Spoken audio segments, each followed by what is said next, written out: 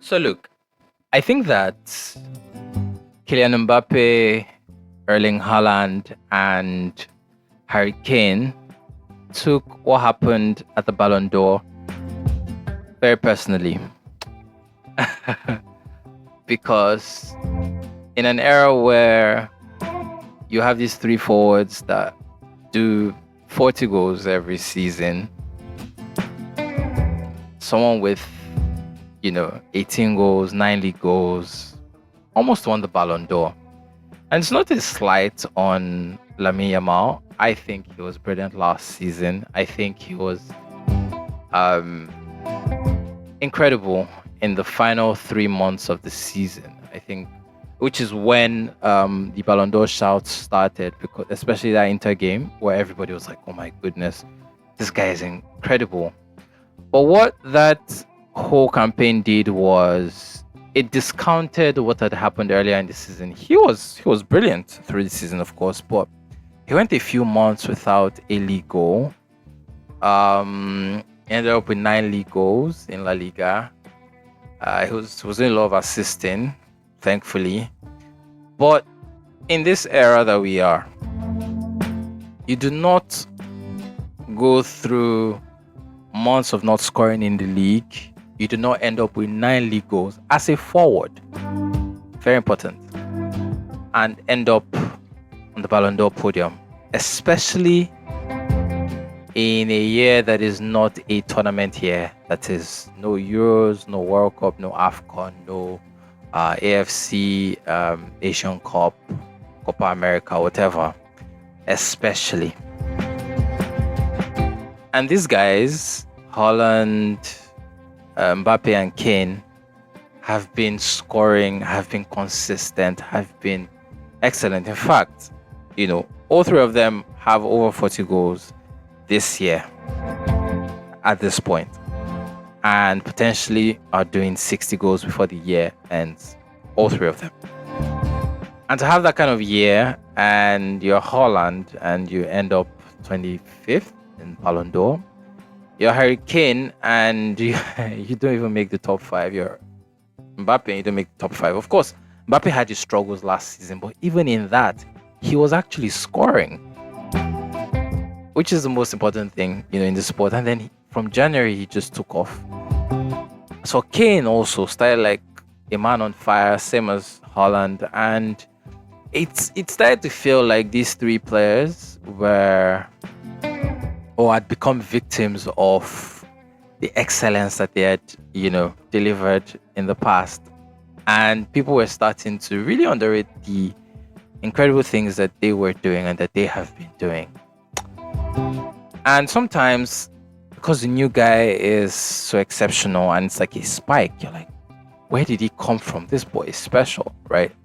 Especially having, youth. It kind of starts to make it look like, standards are a bit different. Because trust me, no matter how well Haaland, Kane, and Mbappe played, or how well they play, if they end any season, even if their overall game was impressive or whatever they did, some fantastic dribbles, they were game changers, game breakers, and all that. If these three players ended up with 9 league goals and maybe 18 in all competitions or something, they don't even get nominated for the Ballon d'Or, because the standards, right? And this is not really a rant about the Ballon d'Or. I'm just talking generally. I don't care about the Ballon d'Or. I've not cared about it in a very long time. But of course, it's the biggest attraction in the sport. So one way or the other, we're going to end up talking about it. And for what it's worth, I think Lamine Yamal, that always happens. I think Yamal had an incredible year. I think he entered a new gear around February. I think we witnessed the boy become a man through last season. Like in the earlier parts of the season, he was still deferring to the seniors in the team. And then somewhere along the line, as his confidence grew, as he got more prominence in the team, he just, embodied it and decided, you know what? I'm that guy. I'm him. So I'm going to show that, right? And that's just what it is. Now, none of these three players, okay, Haaland has gotten a podium, a second position before in Ballon d'Or, the year that I really feel he should have won. He should absolutely have won, and it was ridiculous that he didn't win. Kane has had some crazy seasons, and he's never touched the top 5. There was a season, I complained about this at the time. Harry Kane won all the golden boots, and he did exceptional numbers. Champions League golden boots. That was 2024. Champions League golden boots. League golden boots. Euros golden boots. And when you tick all of that as a striker, and European golden shoe as well, and when you tick all of that as a striker, it's absurd when they say, oh, because the team didn't win a trophy. It's not good enough. You finished 10th. It's fascinating to me. Because what do you mean by that? But again, that is kind of standard that some of these players are held to, like, okay, it's a team sport. And then you tick all the boxes from your own perspective as a striker. You outscore everyone, basically. And you don't make that, podium or whatever. You don't even make top 5, you're 10th. For Mbappe, it was even 23-24 season, same season as Kane. Of course, it was a competition year, so we know that affected things, but still, it's almost unheard of in this era. Or it's one of the great contradictions of this era, that you can have a great club season featuring 10 months of incredible consistency, or at least in those 10 months, maybe 8 months of incredible consistency, and finish 10th. I'll score everyone and finish 10th. For Mbappe, he actually won trophies. He won the league. He won Coupe de France. He was top scorer in the league. He was best player in the league. He got to the semi-final of Champions League. He was top scorer in Champions League, joint top scorer with Harry Kane. And he finished what? 6th, 7th? You have to think, like, how does that work? But again, we know that the Ballon d'Or became about peaking at the right time. But I don't think football awards in general should be about peaking at the right time. I see the point they're trying to make. I don't think that, that should automatically mean that you win it or something. Just whether you pick or not or whatever. But there has to be a method to the madness that is not so mad, right? And now everybody is already talking about Kane, Mbappe, and Haaland, like, oh, these are the front runners for the Ballon d'Or. Guess what? Last year we heard that about Salah. By December, everybody said, yeah, give him Ballon d'Or, lock it down. This guy is incredible. He's doing incredible things. Of course, his team went out in Champions League second round, and that was the end of his chances. And that always happens. We saw that happen with Mbappe in 2022. He even scored home and away in that tie, gave his team a significant advantage, and they blew it. And he was penalized for that. He finished, 7th, if I remember correctly. Exactly. It doesn't make any sense. So once again, everybody's hyping, like, oh, these are the front runners for the Ballon d'Or. Guess what? Every single person saying this, by February, is going to be saying something else. Or not even February, maybe April. If these guys don't end up winning the Champions League or everything. In fact, by the World Cup, conversations would have changed. If these guys don't end up in the World Cup final or something. And there lies the problem. What is the reward for these guys starting the season on fire, doing incredible things, and maybe they just get unfortunate somewhere along the line? When Haaland got kicked out of the Champions League last season, he dominated the first leg against Real Madrid. They lost that game. Yeah, they lost that game.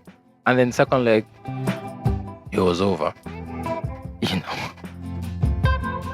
And that was a very, very poor team at the time. Like, they were in such bad shape. And he did his part, but his team let him down. And then he had injuries as well and all that. So it happens. Lionel Messi won the league. Didn't win the league after scoring 50 goals.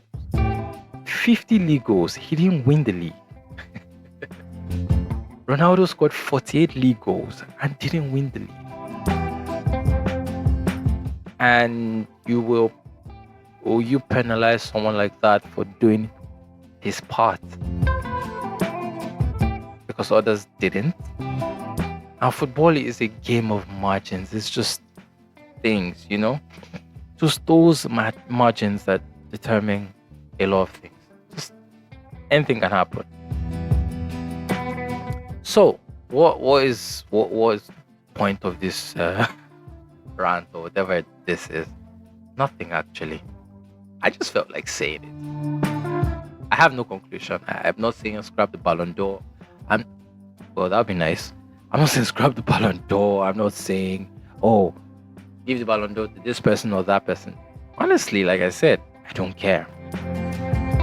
I just need the conversations around that award and the takeaways from that award to not be some of the nonsense that I hear. You're 29, you've not won the Ballon d'Or. You literally have to have a perfect year to win that thing. That means that you individually are perfect. Then your team is perfect. That means that nobody drops the ball at a critical moment. See, Barcelona. See what happened. Somebody dropped the ball in the semi-final against Inter, and that was it. It was gone. Look at Real Madrid. Someone scores a hat-trick in the title decider and loses because someone dropped the ball, a bunch of people dropped the ball. Like, you literally have to be perfect. Everything has to be perfect. You have to have a perfect year individually, and your team has to have a perfect year collectively. In my opinion, that makes no sense. But if that is what we're doing, if we're saying best player on the best team, and when you have a perfect year, then that should be all that it is. This person had a perfect year, won Ballon d'Or, fantastic. But it should not be more than that. By the time you start using that to shame other players, because someone had a 75 goal and assist season and didn't win the Ballon d'Or, what more is that person supposed to do? It happens. Do you understand? What more is that person supposed to do? Exactly. So let the conversation around the Ballon d'Or just be about, this guy got to win this. Great. Fantastic. We celebrate with the person. We're happy for the person. But let it end there. When you start to deride certain players for not winning it, even when they've had years that are Ballon d'Or worthy, but things just didn't align, that's when it gets really funny to me. And that's what it is.